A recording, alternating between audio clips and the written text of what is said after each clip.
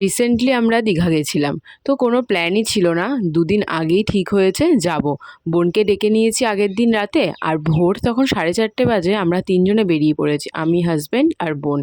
তো দেখতে দেখতে বাসে করে দীঘার গেট পর্যন্তও পৌঁছে গেছি। আর পৌঁছেও গেছি সমুদ্রের ধারে।